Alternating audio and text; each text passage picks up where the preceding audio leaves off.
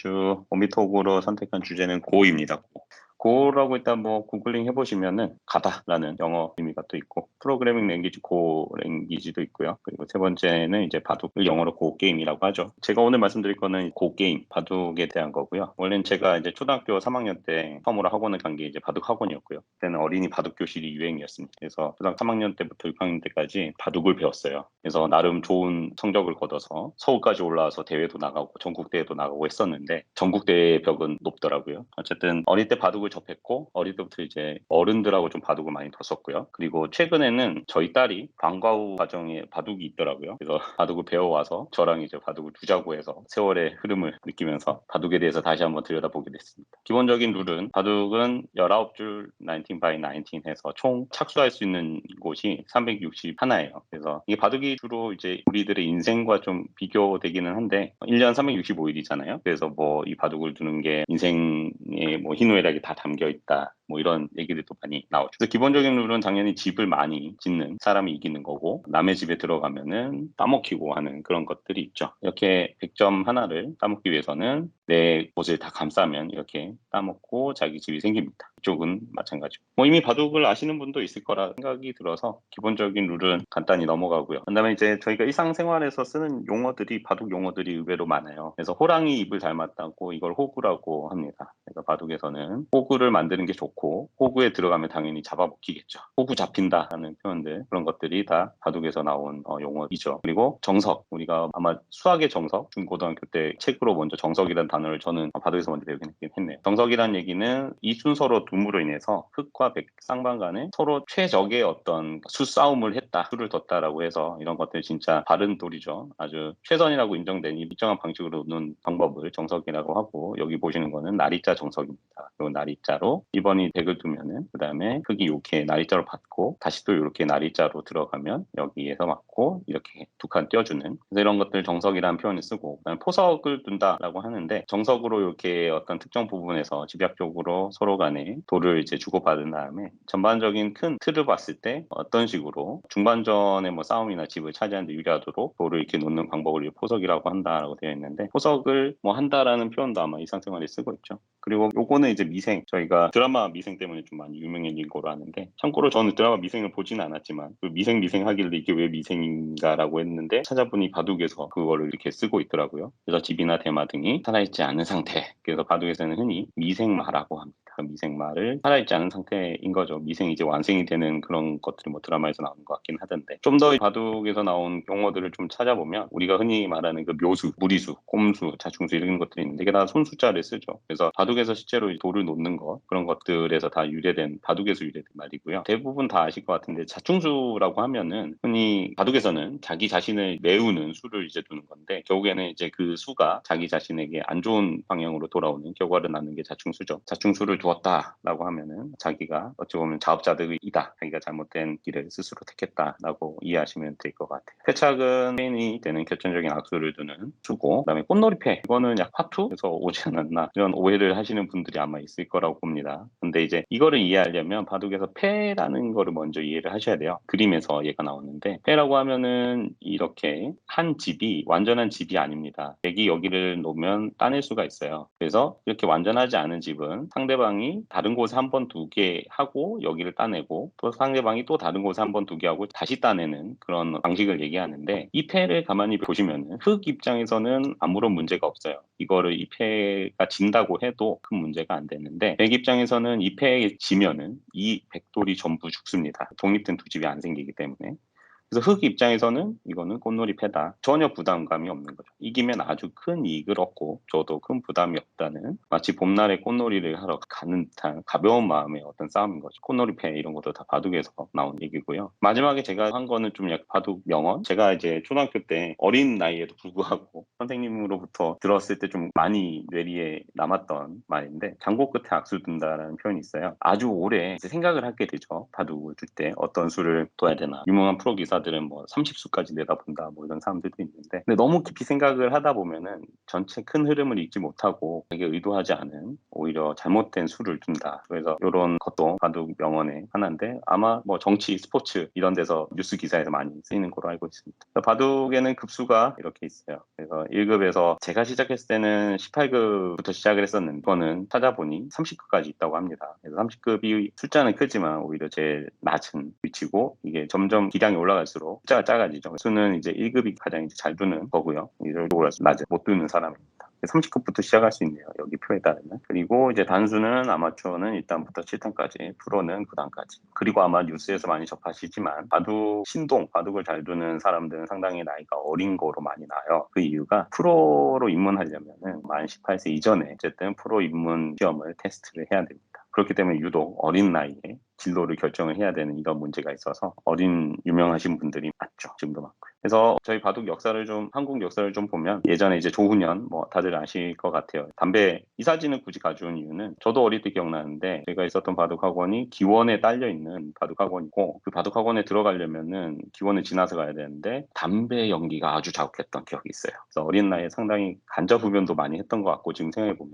그러니까 바둑을 두면서 이렇게 담배 피는 모습이 그때는 흔했던, 심지어 방송에서도 아마 이런 게 그냥 그대로 노출이 됐던 것 같아요. 조은현이라는 담배로 유명하죠, 담배. 금연 홍보대사 뭐 이런 것도 했던 것 같은데, 어쨌든. 그 다음에 뭐 다들 아시는 이창호, 조은현의 제자죠. 이창호는 아마 너무 유명해가지고 별명이 돌부처라는 별명도 있고, 아마 청출어람이라는 단어를 상당히 많이 이창호에게 붙였죠. 왜냐하면 조은현의 제자인데 조은현을 이기고 이제 세계 정상에 오른 선수기 때문에. 그 다음에 뭐 이세돌, 워낙 뭐 알파고와의 대전 때문에 당연히 유명해졌고, 그 다음에 저도 이때 이후로는 거의 안 봤는데 좀 요즘 찾아보니까 이제 신진서라고, 별명이 신공지능이라고 합니다. 워낙 인공지능스럽게 바둑을 많이 둬서 세계 랭킹 현재 1위라고 하고요. 자랑스러운 한국인이죠. 이런 역사가 있습니다.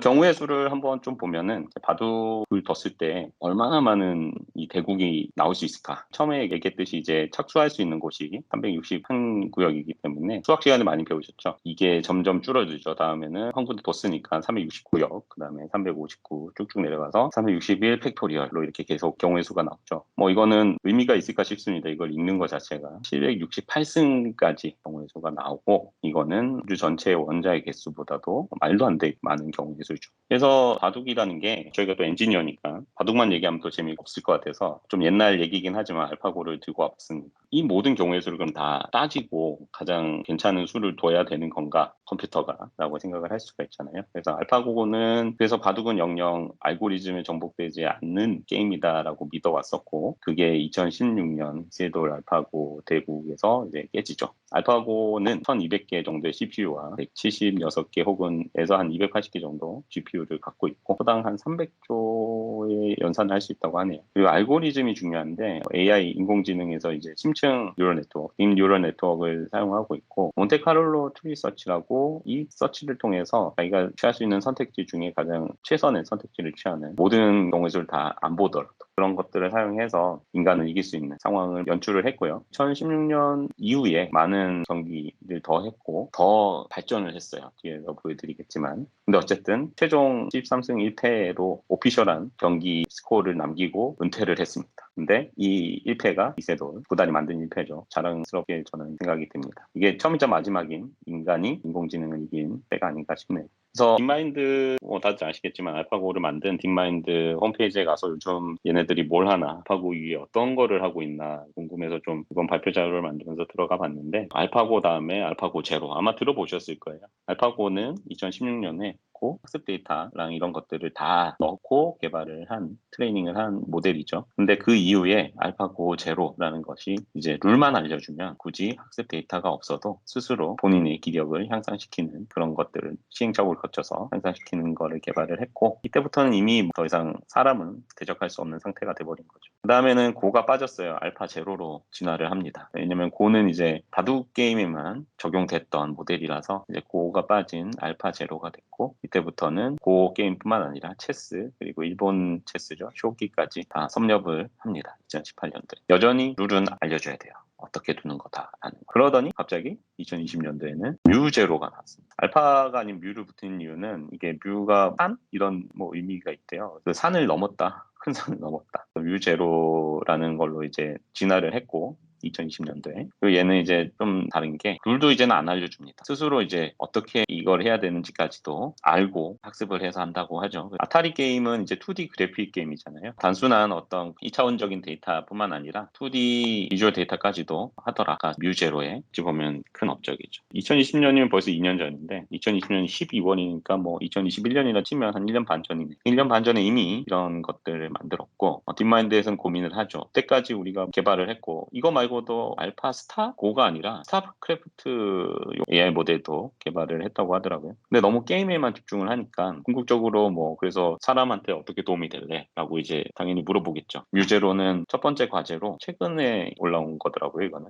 2달 전쯤인데 워낙 요즘 스트리밍이 많이 얘기하니까 요구도 많고 데이터도 많이 올라오고 그러다 보니까 데이터 압축을 기존보다 더 효율적으로 해야 될 것 같다라는 니즈가 생겼다라고 하면서 유튜브에 있는 영상에 대한 코덱, 인코딩의 비트레이트를 좀 줄이겠다. 뮤제로를 통해서. 그래서 이런 연구 결과를 최근에 딥마인드가 본인 회사 블로그에 올렸더라고요. 보면은 왼쪽이 기존에 VP9이라는 코덱을 써서 인코딩을 하는 거고요. 근데 뮤제로를 써서 인코딩 할 때 쓰는 퀀타이제이션 파라미터를 좀 더 이제 최적화, 씬마다 씬 바이 씬으로 최적화된 퀀타이제이션 파라미터를 뮤제로가 예측 및 도출을 해서 적용을 해서 더 컴프레스된 비디오, 압축률이 높은 비디오를 만든다라고 해서 이거는 페이지 여기 가시면은 실제 비디오 영상 재생해 볼 수 있는데 큰 차이 없더라고요. 큰 차이 전혀 원본과 다르지 않은 비디오를 몇 프로 이렇게 크지 않은 숫자인 것 같지만 그래도 워낙 많은 스트리밍을 핸들링하는 유튜브다 보니까 개별 비디오가 이 정도만 돼도 다 모이면 엄청 큰 양이 될 수가 있겠죠. 이 외에도 뭐 다른 알파, 뭐 폴드라고 해서 제약 쪽으로 또 알아보는 것도 같고 뮤제로를 활용해서 다음에 어떤 걸 할지 모르겠지만 현재는 이런 식으로 우리 삶에 도움을 주는 노력을 하고 있다고 합니다. 여기까지가 고에 대한 제가 준비한 거고요. 원래는 고보다는 이 달리2 최근에 테크니스 시간에 같이 공유해 주신 달리2를 한번 쓰면서 같이 좀 해보고 싶었거든요. 이거는 뭐 다들 아시겠지만 텍스트를 제가 써주면 인공지능이 거기에 맞는 그림을 만들어주는 겁니다. 뭐 오픈 AI 홈페이지에 가보면은 여러 가지 만들어진 사진이 있는데 그거를 받아서 해본 사람들이 있지 않을까? 라고 좀 검색을 해보니까 이 레딧에 달리2 그룹이 있어요. 그래서 제가 조인해서 봤는데 그 중에 한 장의 사진이 저도 보고 약간 좀 충격을 먹은 사진이어서 이 커뮤니티는 여러 사람들이 달리2로 제너레이트된 이미지다라고 올려주는 것들이거든요. 요 마지막 시그니처가 달리2로 하면 나오는 거라고 합니다. 지니어프도 아마 판단을 하겠죠. 나름 이게 유명한 달리2 그룹이기 때문에. 근데 이제 최후의 만찬을 엑스레이 버전으로 그려줘라고 하니까 이런 거를 그렸다고 하네요. 전 이거를 보고 이거는 뭔가 너무 충격적이다. 밑에서 본 혹은 뭐 위에서 본 뭐 이런 엑스레이 이미지를 이제는 그리는 시대가 됐다고 합니다. 그래서 이거는 뭐 자료 공유되면 아마 다들 들어가 보시면은 계속 올라오더라고요. 사람들이 달리2로 그린 이미지다. 이게 다 달리2로 제너레이트 된 거라고 하네요. 더 이상 이제 예술의 경계가 어딘지 애매해지는 상황에서 아마 디자인 하시는 분들에게는 또 다른 신선한 좀 리소스적인 게 아닌가 싶기도 하고요. 네, 여기까지가 저의 원비톡 발표였고요. 혹시 뭐 궁금하신 거 있으면 질문해 주세요. 없으면 여기서 마치겠습니다.